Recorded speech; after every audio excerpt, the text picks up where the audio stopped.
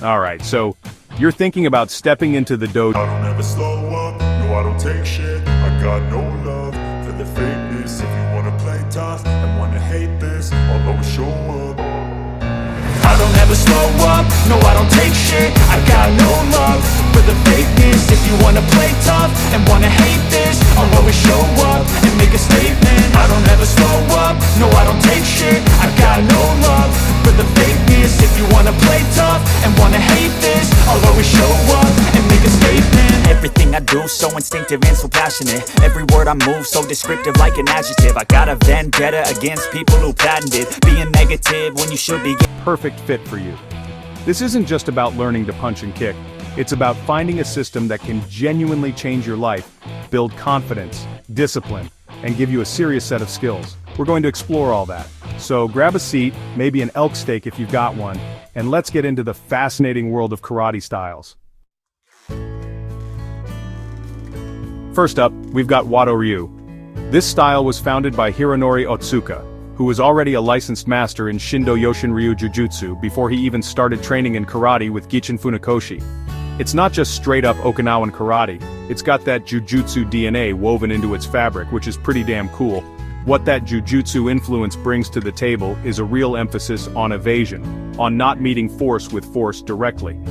Think about it, instead of just blocking a massive haymaker head-on, Wado-Ryu teaches you to slip, to move your body, to use your opponent's momentum against them. Because of this focus on lighter, more evasive movements, Wado-Ryu can be really great for developing flexibility and agility.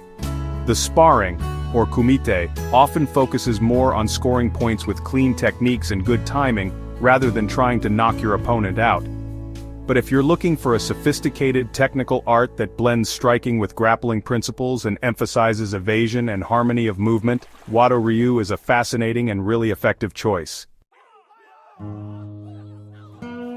Next on the list is Shido-Ryu. And man, if Wado-Ryu is about blending, Shido-Ryu is about collecting. Its founder, Kenwa Mabuni, was a bit of a martial arts scholar.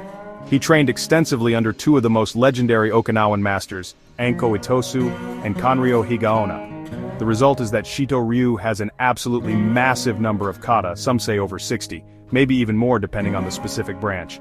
This variety is Shido-Ryu's greatest strength, but it can also be its biggest challenge, especially for a beginner. It takes a long time and incredible dedication to truly internalize and understand the depth of what Shido-Ryu offers. But if you're looking for a style that focuses intensely on just a few core principles and drills them relentlessly, Shido-Ryu's sheer breadth might feel a bit diffuse. Alright, now we're getting into some seriously hardcore territory.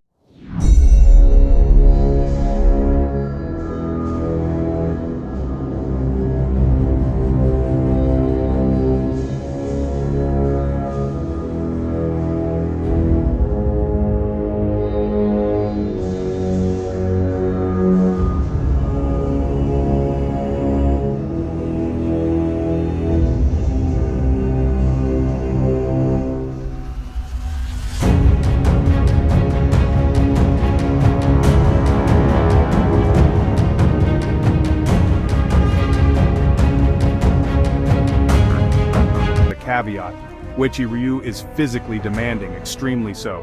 But if you're drawn to that kind of hardcore training, that old-school warrior spirit, and you want to develop incredible toughness and close-range fighting skills, Uechi-Ryu is a powerful and respected system.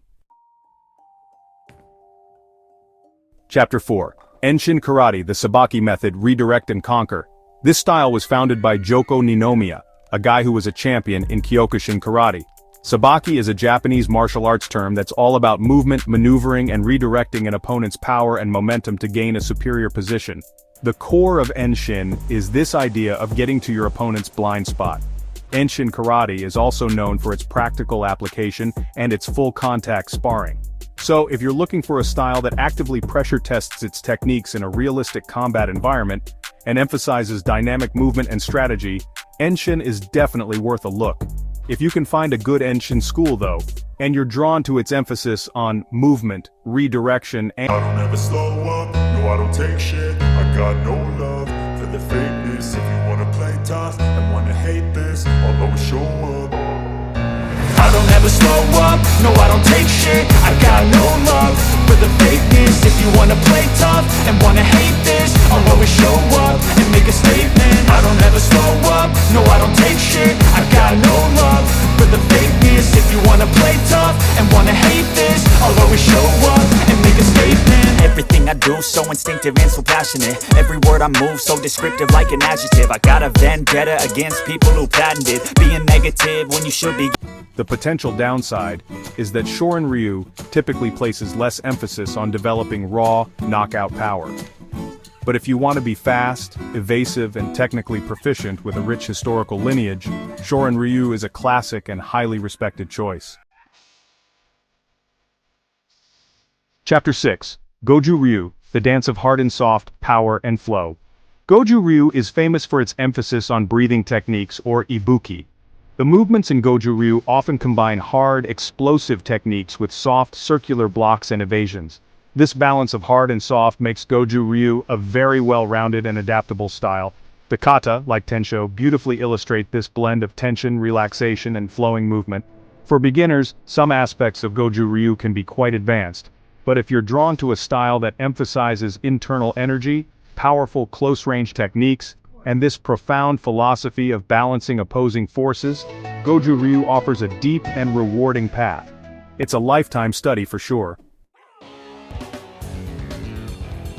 Alright, let's talk about Kempo Karate, sometimes just called Kempo. The term Kempo itself is a Japanese reading of Kwanfa, which means fist law or boxing in Chinese. It's often geared heavily towards practical, streetwise self-defense.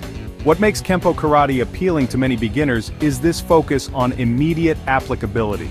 There's less emphasis on the super formal kata of traditional karate, and more on flowing drills and self-defense scenarios. If you're primarily interested in self-defense and you want a system that pulls effective techniques from various sources without being strictly bound by tradition, Kempo Karate could be a great fit. It's about what you value, the street-smart application or the traditional path. Okay, now we're talking about one of the giants, Shotokan. Founded by Gichin Funakoshi, Shotokan is probably the most widely practiced style of karate in the world. Shotokan is known for its long, deep stances, powerful linear movements, and a very structured, almost scientific approach to training. The techniques are to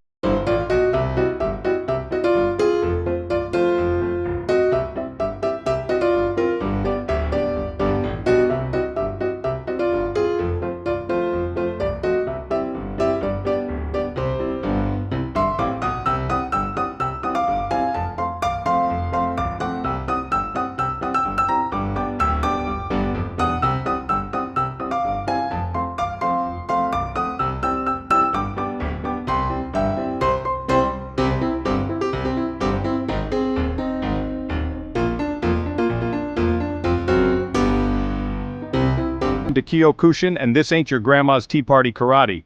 Founded by the legendary Masoyama, Kyokushin translates to Ultimate Truth or Truth Society. Kyokushin is famous for its intense physical conditioning and its demanding, full-contact sparring, known as kumite. The training in Kyokushin is notoriously grueling. Lots of emphasis on stamina, strength, and impact conditioning. The idea is that through this intense, almost brutal training, you strip away your ego and discover your true potential. If you're looking for a light workout or a purely philosophical martial art, Kyokushin is probably not it. But if you want to test your mettle, develop incredible power and resilience, and experience the raw intensity of full-contact karate, Kyokushin is an unparalleled path. Finally, let's talk about traditional Okinawan karate. This isn't one single style like Shotokan or Goju-ryu, but rather an umbrella term that often refers to styles that have stayed closer to the original Okinawan methods and philosophies. What often characterizes these traditional Okinawan approaches is a deep emphasis on kata and its bunkai application. Training in traditional Okinawan karate often involves a lot of repetitive drilling of basics, meticulous attention to detail in kata, and supplementary conditioning exercises. The potential drawback for some beginners is that progress in these traditional styles can feel slower, but if you're drawn to the history, the cultural depth, the practical self-defense applications, and a more introspective lifelong journey in martial arts, exploring traditional Okinawan karate can be incredibly rewarding. It's like connecting directly to the source.